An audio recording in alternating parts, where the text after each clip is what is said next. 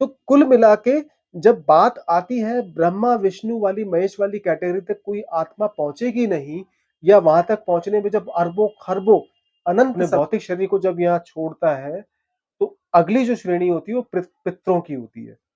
पेड़-पौधे और जीव-जंतु तो कर्मों का अपने इंडिपेंडेंट तरीके से नहीं कर सकते, उनके अंदर विल पावर नहीं होती। विल पावर जो इच्छा शक्ति जो होती है सिर्फ मनुष्य में पाई जाती है। जो ब्रह्मांड है ये एक ब्रह्मांड नहीं, ऐसे कई ब्रह्मांड हैं और ऐसे कई ब्रह्मांडों में कहीं न कहीं इस टाइम ये चीज़ें घटित हो रही होंगी जो हमारे जीवन में और आपके जीवन में फिलहाल कहीं न कहीं घटित हो रही हैं। ब्रह्मा, विष्णु, महेश के अलावा चौथा व्यक्ति या चौथा कोई भगवान क्यों नहीं है? उसका हर हर महादेव, जय बजरंगबली। एक सवाल मेरे पास कहीं से आया है कि हमारे पास जो प्रिंसिपल डेटीज हैं, जिनको मुख्य भगवान कहते हैं, जैसे कि ब्रह्मा, विष्णु, महेश, तो इनकी संख्या 3 ही क्यों है? 2 क्यों नहीं है या फिर 4 क्यों नहीं है? तो हमें ये समझने की ज़रूरत है कहीं न कहीं कि इस दुनिया में जितने भी भगवान हैं, जितने भी पितृ हैं, देवी-देवता हैं और चाहे मनुष्य है, चाहे जीवन का कोई भी स्तर क्यों ना हो, वो कहीं न कहीं कर्म में बंधे हुए हैं। खाली एक ऐसी चीज कर्म में नहीं बंधी है, वो है आपका परमपिता परमेश्वर जो निर्गुण है, जो निराकार है। और उसी को हम परम चेतना भी कहते हैं, उसी को हम सुपर कॉन्शियसनेस भी कहते हैं, उसी को हम सुप्रीम इंटेलिजेंस भी कहते हैं, सुप्रीम विजडम भी कहते हैं, उसी को अनंत कहते हैं, उसी को आदि कहते हैं और उसी को सनातन कहा जाता है। मैं आपको समझाने की कोशिश करता हूं कि ऐसा क्यों है। पहली बात तो ब्रह्मा, विष्णु, महेश के अलावा चौथा व्यक्ति या चौथा कोई भगवान क्यों नहीं है? उसका कारण ये है कि कहीं न कहीं ग्रंथों में आपको ये ज़रूर मिलेगा कि इनकी भी कहीं न कहीं उत्पत्ति होती है और इनका भी कहीं न कहीं अंत होता है। ऐसा नहीं कि ब्रह्मा का जन्म नहीं होता, ब्रह्मा का अंत नहीं होता, होता है। ब्रह्मा का भी अंत होता है, ब्रह्मा का भी जन्म हुआ है। और ब्रह्मा जैसे भगवान, चाहे ब्रह्मा, विष्णु, महेश, इन तीनों भगवानों का भी कहीं न कहीं जन्म होता है और इनका भी सफ़र खत्म होता है। उनका भी जो अध्याय है जीवन का वो कहीं न कहीं खत्म होता है। क्योंकि हमारे पास ये जो ब्रह्मांड है ये एक ब्रह्मांड नहीं, ऐसे कई ब्रह्मांड हैं और ऐसे कई ब्रह्मांडों में कहीं न कहीं इस टाइम ये चीज़ें घटित हो रही होंगी जो हमारे जीवन में और आपके जीवन में फिलहाल कहीं न कहीं घटित हो रही हैं। हो सकता है कि इस वक़्त हो सकता नहीं ऐसा भगवत गीता में कहा भी गया है कि इसी क्षण ठीक इसी क्षण कहीं न कहीं परमात्मा भगवत गीता जैसी किताब किसी न किसी दुनिया में, किसी न किसी जीवात्मा को, किसी न किसी कारण ये चीज़ कथा सुना रहे होंगे, ऐसी भगवत गीता के सिद्धांतों के बारे में सिखा सुना रहे होंगे। ऐसा भगवत गीता में लिखा गया है और मैंने खुद भी पढ़ा है। तो जीवन का जो सफ़र है, ये कभी खत्म नहीं होता। अब मैं बताता हूँ कैसे खत्म नहीं होता। अगर आप श्रेणी की बात करें, जीवन की श्रेणी की बात करें तो इसके अंदर सिर्फ़ एक श्रेणी नहीं है, ऐसी कई श्रेणियाँ हैं। एक एक पहला जो जीवन का जो श्रेणी होती है वो आपके पेड़-पौधे होते हैं, पेड़-पौधों के अंदर भी जान होती है। पेड़-पौधे से थोड़ा-सा ऊपर आओगे तो जीव-जंतु होते हैं, पशु-पक्षी होते हैं, उनके अंदर भी आत्मा होती है। जब उससे थोड़ा-सा और ऊपर आओगे तो मनुष्य जीवन पाया जाता है। मनुष्य जीवन क्या होता है कि भई आप अपने कर्मों को अपने हिसाब से कर सकते हो। पेड़-पौधे और जीव-जंतु तो कर्मों का अपने इंडिपेंडेंट तरीके से नहीं कर सकते, उनके अंदर विल पावर नहीं होती। विल पावर जो इच्छा शक्ति जो होती है सिर्फ़ मनुष्य में पाई जाती है। पेड़-पौधे और जीव-जंतु प्रकृति द्वारा बनाए गए नियमों के हिसाब से ही अपने जीवन को चलाते हैं, इसलिए उनके अंदर अहंकार नहीं होता। उनके अंदर इच्छा शक्ति नहीं होती तो उनके अंदर अहंकार भी नहीं होता।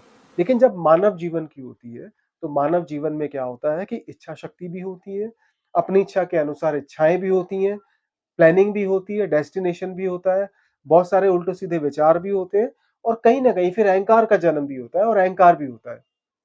तो मनुष्य जीवन के अंदर हमें बहुत सारी वैराइटीज़ देखने को मिल जाती है। मनुष्य जीवन अपने कर्मों को पूरा करके जब अपने शरीर को छोड़ता है, अपने भौतिक शरीर को जब यहाँ छोड़ता है, तो अगली जो श्रेणी होती है वो पितरों की होती है। पितरों की क्या कैटेगरी होती है, कितने तरह के होते हैं, कितनी इनकी उम्र होती है, ये एक अलग विषय हो सकता है। इसके बारे में अलग फिर कभी बात कर सकते हैं। पितरों की श्रेणी पूरी करने के बाद क्योंकि कर्म तो पितरों को भी करने होते हैं, तो क्योंकि कर्म तो देवी-देवताओं और भगवान को भी करने पड़ते हैं। हम सबको पता है कि परशुराम ने भी जब जन्म लिया था राम के युग में तो उन्होंने कर्म करे थे। जब भगवान कृष्ण ने भी जन्म लिया था, तो उन्होंने भी कर्म करे थे और वो भी शरीर छोड़ के यहाँ से गए थे। तो इंसान जब पितृ रूप में जाता है आगे, जब वो पितृ की श्रेणी में जाता है, ठीक है? तो पितरों के अनुसार भी उनके कर्म देखे जाते हैं कि पितृ बनने के बाद आपने कौन से कर्म करे। पितृ बने रहने के बाद आपने किन-किन चीज़ों को पूरा करा। उसके बाद कहीं न कहीं जाके आप देवी-देवताओं की कैटेगरी में आते हो। आप कुल देवता भी हो सकते हो, ठीक है? आप क्या कहते हैं कि आप किसी समुदाय के देवता हो सकते हो, किसी संप्रदाय के देवता हो सकते हो। उसके बाद आपकी देवी-देवताओं वाली कैटेगरी होती है। तो देवी-देवताओं वाली कैटेगरी में रह के आपने कौन से कर्म करे, आपने समाज को क्या दिशा दी, आपने क्या किया। उसके बाद जब आप देवी-देवताओं वाली कैटेगरी से ऊपर हटने के बाद जाते हो, तो फिर आप नॉर्मल जो देवी-देवता होते हैं, जो बड़े देवी-देवता होते हैं, जैसे गणेश भगवान भी देवी देवता माने जाते हैं। पार्वती देवी मानी जाती है, ठीक है? शेरों वाली माता शक्ति का रूप देवी मानी जाती है। उसके बाद हमारे खाटू श्याम जी देवता माने जाते हैं और ऐसे जितने भी हमारे अलग-अलग कोटि की जो देवता हैं, उस श्रेणी में आपकी आत्मा की एंट्री होती है, उस श्रेणी में आपकी आत्मा का प्रवेश होता है। और इस पीरियड को पूरा होते हुए इस प्रोसेस को, इस प्रक्रिया को पूरा होते-होते आपका अरबों करोड़ों वर्ष का समय लग सकता है और लगता भी है। क्योंकि उदाहरण के तौर पे हमारा जो समय काउंट होता है, हमारा जो 1 साल जो होता है, वो पितरों के हिसाब से अलग होता है, देवी-देवताओं के हिसाब से अलग होता है, कुल देवताओं के हिसाब से अलग होता है, भगवान के हिसाब से अलग हो सकता है और परमात्मा के आगे तो ख़ैर इस चीज़ की काउंटिंग ही नहीं है क्योंकि परमात्मा तो अनंत है, क्योंकि वो तो समय से बाहर है। तो कुल मिला के अगर आप और मैं आपको चीज़ एक जानने में बहुत अचंभा होगा जानने में क्योंकि स्वयं ब्रह्मा, विष्णु और महेश भी समय की कैटेगरी में कहीं न कहीं आते हैं। हालाँकि महादेव को आदि अंत अनंत माना जाता है, लेकिन जब बात ब्रह्मा जी की होती है तो ब्रह्मा का भी जन्म होता है और ब्रह्मा जी का भी सफ़र खत्म होता है, उनके भी जीवन का जो अध्याय है, उसका समापन होता है। तो कुल मिला के जब बात आती है ब्रह्मा, विष्णु वाली, महेश वाली कैटेगरी तक कोई आत्मा पहुँचेगी नहीं या वहाँ तक पहुँचने में जब अरबों-खरबों अनंत समय लगेगा, तब तक उस कैटेगरी में किसी चौथे देवी-देवता को या किसी चौथे भगवान को नहीं रखा जा सकता। और ये डिसीज़न किसी ग्रंथ के हिसाब से नहीं है। ये जो डिसीज़न है, ये परमपिता परमेश्वर अनंत जो देव आदि हैं, जो जिसको हम परमात्मा कहते हैं, जो निर्गुण है, जो निराकार है, ये उसके हिसाब से है। तो जब कोई व्यक्ति मरेगा तो पितृ बनेगा, पितरों का प्रोसेस पूरे करने के बाद वो फिर देवी-देवताओं में कुल देवी-देवताओं में आएगा, ठीक है? कुल देवी-देवताओं के अंदर हज़ारों, करोड़ों करोड़ों सालों का समय बिताने के बाद वो देवता में आएगा, देवता के बाद करोड़ों समय बिताने के बाद करोड़ों वर्षों का समय बिताने के बाद वो भगवान की कैटेगरी में आएगा और अरबों, खरबों, करोड़ों पता नहीं कितना समय बिताने के बाद जब वो भगवान की श्रेणी से पार होगा, तो उसके बाद कहीं जाके वो जो प्रिंसिपल डेटीज़ होते हैं, उसमें जाके उसकी काउंटिंग होगी। तो अभी तक जब तक सृष्टि की रचना चलती आ रही है, ख़ासकर अगर हम अपनी मौजूदा ब्रह्मांड की अगर बात करें, तो हमारे मौजूदा ब्रह्मांड में फ़िलहाल 3 ही ऐसे भगवान हैं, जिनको इस काम के लिए उपयोगी माना गया था, इसीलिए 3 ही देवता हमारे पास हैं। ब्रह्मा जो रचयिता है, विष्णु जो सृष्टि के पालनहार हैं और महेश जो महादेव हैं, जो सृष्टि का अंत करते हैं।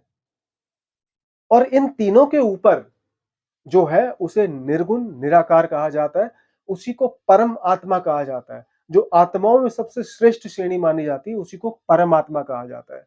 इसीलिए कोई भी व्यक्ति जो परमात्मा, परमात्मा बोलता है, उसका मतलब ये होता है कि वो ऐसी शक्ति की बात कर रहा है, जिसका कोई रूप नहीं है और जो सबसे ज़्यादा शक्तिशाली है।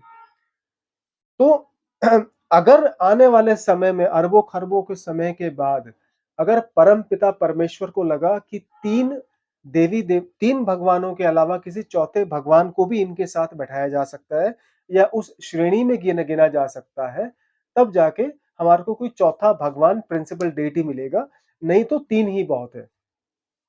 और वो 3 आप जानते हो वो है ब्रह्मा, विष्णु, महेश। और ऐसा ग्रंथों में बाकायदा साफ लिखा गया है। आप चाहो तो इस बारे में पढ़ सकते हो। हर हर महादेव, जय बजरंगबली।